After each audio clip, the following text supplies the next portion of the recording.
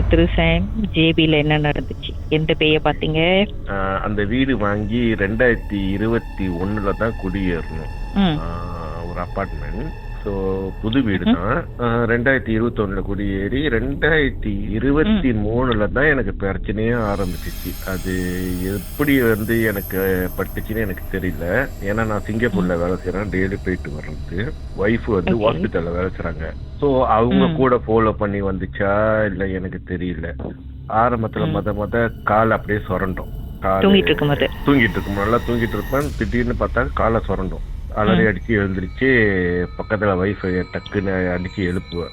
அவங்க ஒரு போயிட்டு கட்டுவாங்க, ஒன்னும் இல்ல சும்மா பாருங்க அப்படின்ட்டு. இதே மாதிரி ஒரு குறைஞ்சது ஒரு 2 மாசம் 3 மாசம் காலை சுரண்டுறது, காலை சுரண்டிட்டு காண போயிடும். அப்புறம் உங்க காலை மட்டுமா இல்ல வைஃப் காலையும் சேர்த்தா? என் காலு மட்டும்தான். எங்க வீட்டுல 4 பேர் இருக்கிறோம். 4 பேர்த்துல என்ன மட்டும்தான் அது நோன்றது. அது எனக்கு காலை ஒழுங்கா ஸ்க்ரப் பண்ணி க்ளீனா வச்சுக்கல போல. நான் ஒண்டி ஆண்னால இருக்கலாம், மத்தவங்க எல்லாம் பெண்கள். சோ நான் ஒரு ஆண்னால மேபி இருக்கலாம். சோ இப்படியே 2 மாசம் கூட. அப்புறம் அதுக்கப்புறம் கொஞ்சம் சேட்டை கூட ஆரம்பிச்சிருச்சு. பக்கத்துல வந்து நிக்கிறது, கைய இழுக்கிறது, கைய பிடிச்சி இழுக்கிறது, நெஞ்சு மேல ஏறி உட்காடுறது, இந்த மாதிரி எல்லாம் இருந்துச்சு. ஃபீல் பண்ண மட்டும் தான் முடியுமா இல்ல பாக்கவும் முடிஞ்சதா? மத ஃபீல் பண்ணதான் முடிஞ்சுச்சு. குறைஞ்சு ஒரு 8 மாசம் இருக்கும், அப்படியே ஓடிக்கிட்டே இருந்துச்சு.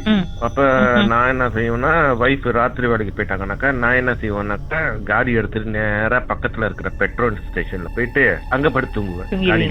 காடியில படுத்து தூங்கிடுவேன். ஐயோ என்ன கொடுமை சார். இப்படித்தான் ஒரு கிட்ட ஒரு 8 மாசம் அப்படியே தான், 8-9 மாசம் அப்படியே தான் ஓடிக்கிட்டு இருந்துச்சு. நானும் எங்கெங்கயோ போய் பார்த்தேன், எடுத்துட்டேன். வீட்டுல நிறைய பேர் வந்தோம் செஞ்சு பாத்துட்டாங்க, போயிருச்சு அப்படின்னு வந்து அப்புறம் பார்த்தாக்கா ஒரு நாள் நல்லா இருக்கும், மறாவது நாள் ஆரம்பிச்சிடும். அப்புறம் அப்படியே இருக்கும்போது மலக்கால தான் ஒரு இடத்துல போய் பார்க்கும்போது சொன்னாரு, இந்த மாதிரி உனக்கு பிரச்சனை நிறைய இருந்துச்சு. ஆமா நிறைய பிரச்சனை. கை என்னோட ஒரு ரைட் சைட் கை வந்து அப்படியே பேரலைஸ் ஆயிடுச்சு. கை தூக்க முடியாது. எனக்கு சோறு சாப்பிடும் போது அப்படியே கைய அப்படியே உதறும். நான் நினைச்ச போச்சுடா இதோட முடிச்சு நம்மளுக்கு கையே. ஸ்பெஷலிஸ்ட் வரைக்கும் போய் பார்த்து அவங்களும் என்னென்னமோ எக்ஸ்ரே பண்ணி எம்ஆர்ஐ பண்ணி இன்ஜெக்ஷன் பண்ணி உனக்கு ஒண்ணுமே இல்ல, நார்மலா தான் இருக்கிறேன் அப்படின்ட்டாங்க. அதுக்கப்புறம் தான் போயிட்டு மலாக்கால ஒரு கோயில்ல போயிட்டு பார்த்தப்ப சொன்னாரு, இந்த மாதிரி உனக்கு பட்டிருக்கு. அப்ப சில ஜாமானுங்க கேட்டாரு. அப்ப நீங்க வாங்கிட்டு அடுத்த வாட்டி வாங்க அப்படின்னாரு. அப்ப அந்த மாதிரி எழுதி கொடுக்கும் போது அவர் என் முன்னுக்கே அந்த எலுமிச்சை கைய வெட்டுறாரு. உள்ளுக்கு முடி நிறைய இருக்கு, அப்படியே குத்து மாதிரி இருக்கு அப்படியே முடி. இப்ப எடுத்துட்டாரு. அப்ப அதோட கை நல்லா போச்சு. அப்புறம் அந்த இதெல்லாம் கொஞ்சம் சாங்கியெல்லாம் செஞ்சுட்டு அப்புறம் சொன்னாரு, இதை போகும்போதே ஆத்துல விட்டுருங்க, ஆத்துல விட்டுட்டு நேரா போயிருங்க வீட்டுக்கு அப்படின்ட்டு. அப்ப மறாவது நாள் எழுந்துட்டு எனக்கு கை வலி எல்லாமே கம்ப்ளீட்டா கிளியர் ஆயிடுச்சு. ஒரு வலி இல்ல, கை நார்மலா ஆயிடுச்சு. எனக்கு ஒரு வாரம் கழிச்சு அந்த சேட்டை ஆரம்பிச்சிருக்கு திருப்பி. இந்த வாட்டி வந்து உருவத்தை காட்ட ஆரம்பிச்சிருச்சு எனக்கு. நான் வந்து சிவரு ஓரத்துல படுத்திருப்பேன், அப்புறம் இங்கிட்டு வைஃப் படுத்திருப்பாங்க. அவங்க பக்கத்துல நின்றுட்டு அப்படியே குனிஞ்சு என்ன பாத்துக்கிட்டு இருக்கு. முடி வந்து தர வரைக்கும் இருக்கு, வெள்ளைய. ஆனா மூஞ்சி வந்து செம்ம டஷட், பார்க்கவே முடியல என்னால. அவ்வளவு கொடூரமான ஒரு மூஞ்சி, அப்படியே கிழிஞ்சி மூஞ்சி எல்லாம் கிழிஞ்சி இருந்துச்சு. அதுக்கப்புறம் நான் எப்படி தூங்குவேன் சொல்லுங்க பாப்போம். அன்னைக்கு பூரா விடிய உட்காந்து என் வைஃபையும் தூங்க விடாம, வேலைக்கும் போவாம, காலையில எழுந்துட்டு நல்லா வாங்கி கட்டினேன். வேலைக்கு போகாம வைஃபை எழுப்பின பிறகு அந்த ஒரு ஒன்னும் தெரிஞ்சுதாங்க.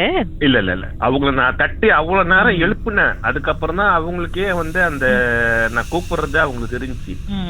சோ கத்துவேன், பக்கத்துல நிக்குது கத்துறேன். அவங்களுக்கு விளங்கல. அவ்வளவு நேரம் ஒரு குறைஞ்சது ஒரு 10 மினிட்ஸ் அவங்கள பிடிச்சி அடிச்சு கூப்பிட்டு அப்புறம் தான் அவங்களே முழிச்சு பார்த்தாங்க. முழிச்சு பார்த்துட்டு ஒன்னும் இல்ல அப்படின்ட்டு அதுக்கப்புறம் ரூம்ல படுக்காம ஹால்ல வந்து படுத்து மெத்தையை தூக்கிட்டு வந்து கொண்டாந்து ஹால்ல போட்டு படுத்து அவங்க தூங்க முடியுது. ஆனா என்னால தூங்க முடியல.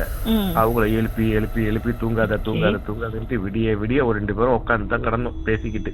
என்னென்னமோ பண்ணி பண்ணி பார்த்தோம். அது அந்த வீட்டை விட்டு போவாத மாதிரியே தெரியல. நிம்மதியும் போச்சு, உங்களோட பாதி காசும் போச்சு.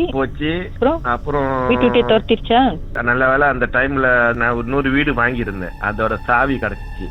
அந்த வீட்டை விறுவிறுன்னு ரினோவேஷன் பண்ணி அந்த வீடுக்கு குடியேறிட்டேன். இப்ப நிம்மதியா தூங்குறேன், நிம்மதியா இருக்கேன், எல்லாமே ஒரு பிரச்சனையும் இல்லை எனக்கு. அந்த ஆண்டவ முடியத்துல அந்த வீட்டை சேவா கொடுத்துட்டு அந்த சேவா கொடுக்கறவங்களுக்கு ஒரு பிரச்சனையும் இல்லை. அப்ப நீங்க தான் சார் என்னமோ சேட்டை பண்ணிருக்கீங்க. எங்க இருந்து கூட்டு வந்திருக்கீங்க அத வாவான்னு? நான் கூப்பிட்டு வரதா? என் ஒய்ஃபு கூப்பிட்டு வந்திருப்பாங்க. அவங்க ஏன்னா ஹாஸ்பிட்டல்ல வேலை செய்றாங்க, நிறைய இத பாக்குறாங்க. அவங்க சொல்லுவாங்க என்கிட்ட, அங்க பார்த்தேன் இங்க பார்த்தேன் அப்படின்னுவாங்க. 2 வருஷம் கூட ஒரு பிரச்சனையும் இல்லாம இருந்துச்சு. அதுக்கப்புறம் தான் பிரச்சனை ஆரம்பிக்குது எங்களுக்கு. இப்படி லைன்ல இருங்க, பாட்டுக்கு பிறகு மேலும் பேசலாம்.